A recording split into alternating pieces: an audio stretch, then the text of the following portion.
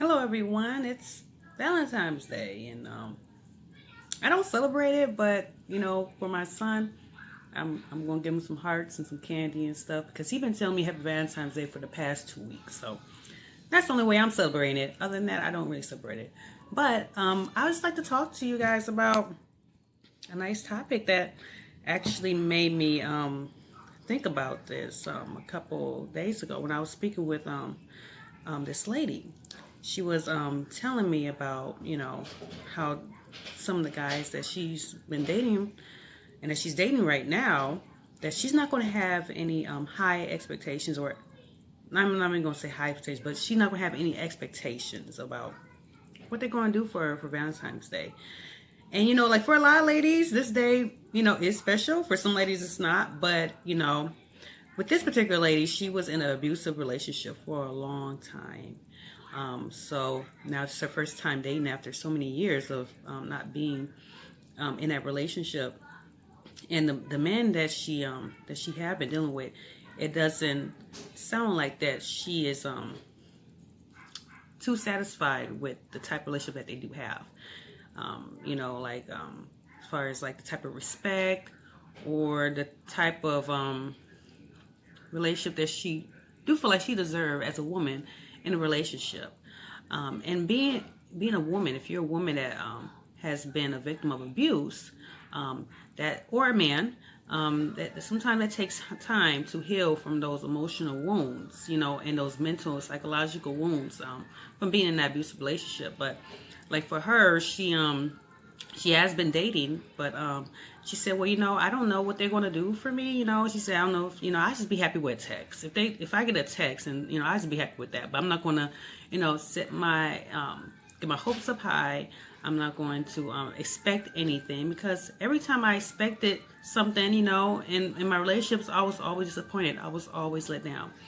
And so it actually brings up a good topic about sometimes the things that we expect and that we want versus the things that we accept that we really don't want and don't make us happy. And sometimes, we have to think about that, especially when it's involving the type of relationships that we choose to that we be in or that we're involved in. If you're in a relationship with someone and they're not meeting those expectations that you feel like, well, that you do have, and your ideal of what a relationship is, like, with the respect, the consideration, that showing of affection, like those basic things, like, if you don't have that, or if you don't even know if that person is going to even, call and check up on you.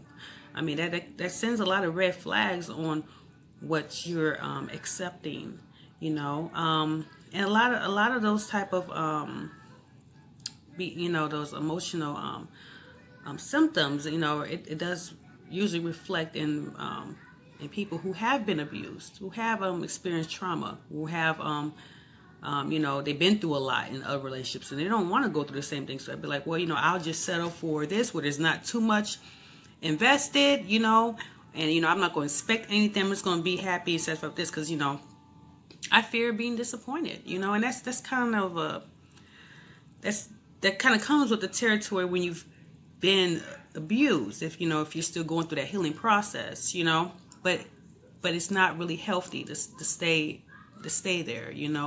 Purpose of that is to grow from that and to make a decision of what you're going to accept and the type of relationships that you do have, and and the type of people that you want to have with. Now, I guess a couple of those fellows that she was dealing with, they'll call her, I guess it seems like on their time when they want to deal with her, or they'll cancel dates on her, and it makes her feel, not so special. They'll cancel dates and probably most likely because they may plan somebody else, and that doesn't make you, that doesn't make a woman feel special. Actually, it doesn't make anyone feel special, to be treated that way.